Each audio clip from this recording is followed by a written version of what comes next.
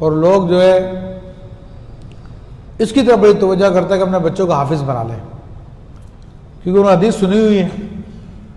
کہ جناب حافظ جو ہے اپنے خاندان کے 7 آدمیوں کی بخشش کروا لے گا، تو اس شوق میں کہ حافظ بن جائے میرا بیٹا، حافظ بن جائے، بس بڑی کامیابی ہو گئی۔ اس سے بڑی کامیابی عالم دین بننا ہے، کیونکہ حافظ بننے کے بعد وہ صرف 7 آدمی کی بخشش کروا سکتا جبکہ اپنے حفظ پہ قائم ہو، اور عالم کے بارے میں کہ کوئی اس کی حد مقرر نہیں ہے، وہ کتنے لوگوں کی بخشش کروائے گا، بلکہ اللہ تعالیٰ بروز قیامت علماء کو جمع فرمائے گا، اور علماء کہیں گے اے رب تو لوگوں کا حساب کتاب کر رہا ہے، کسی کو جنت میں بھیج رہا ہے، کسی کو جہنم میں بھیج رہا، تو ہمارا حساب بھی تو کر، ہمیں بھی فارغ کر، مفہوم عرض کر رہا ہوں۔ تو اللہ فرمائے گا اے میرے دین کے علماء، میں نے تمہیں اس لیے روک رکھا ہے تاکہ تم میرے گناہگار بندوں کی شفاعت کرواؤ۔ تو حضور علیہ السلام کی بارگاہ سے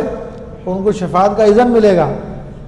اور علماء فرماتے ہیں، لکھتے ہیں صدر الشریعہ بدر الطریقہ مولانا امجد علی اعظمی رحمۃ اللہ باری شریف میں لکھتے ہیں کہ اس دن قیامت کے دن جب کوئی ماں باپ اپنی اولاد کو نہیں پہچان رہے ہوں گے، کوئی دوست احباب کوئی کام نہیں آ رہا ہوگا، اس دن اگر کسی نے کسی عالم کی خدمت کی ہوگی تو وہ عالم کا دامن آ کے پکڑ لے گا، حضرت فلاں دن آپ کی جوتی سیدھی کی تھی، حضرت میں نے آپ کو وضو کرایا تھا، آج میں مشکل میں میری مدد کریں۔ تو اس دن پھر وہ لوگ انکار نہیں کریں گے، وہ مدد کریں گے، وہ اور اللہ کی بارگاہ میں ان کی شفاعت کروائیں گے۔ تو حافظ تو صرف 7 کی کرواتا ہے، لیکن عالم جو ہے اس کا کوئی حد و کوئی شمار نہیں ہے کہ اللہ کے فضل سے کتنے لوگوں کی کرائے گا۔ پھر حافظ قرآن اگر اپنے حفظ کو پڑھتا رہے، روزانہ ٹائم نکالے اور پڑھتا رہے، تو وہ عابدین میں شمار ہو جائے گا، یعنی عبادت گزاروں میں۔ اگر روزانہ اپنے قرآن کو ٹائم دیتا ہے اور اکثر ٹائم جو ہے وہ قرآن پاک پر پڑھنے میں گزارتا ہے اور اس پہ عمل بھی کرتا ہے، تو کیا ہو جائے گا؟ وہ عبادت گزار عابد۔ لیکن مرتبہ دیکھیں کہ نبی کریم صلی اللہ علیہ وسلم ارشاد فرماتے ہیں فقیہ واحد اشد علی الشیطان من 1000 عابد او کما قال علیہ الصلوۃ والسلام۔ یہ ایک فقیہ وہ شیطان پر 1000 عابدوں سے بڑھ کر ہے، شیطان پر شدت ہے، شدید ہے وہ 1000 عبادت گزاروں کے مقابلے میں، شیطان اسے ایسا گھبراتا ہے۔ تو اس لیے فرمایا کہ عالم کا سونا عبادت گزار کی عبادت سے بہتر ہے، کہ عالم کو سونا بھی عبادت ہے۔ یہ اللہ نے اس کا حکم دیا کہ عالم بنو، اس کی ایسی فضیلتیں ہیں۔ اور اللہ کے حبیب صلی اللہ علیہ وسلم کیا فرماتے ہیں کہ فضل العالمی علی العابدی کفضلی علی ادناکم، کہ عالم کی فضیلت عبادت گزار پر، یعنی جو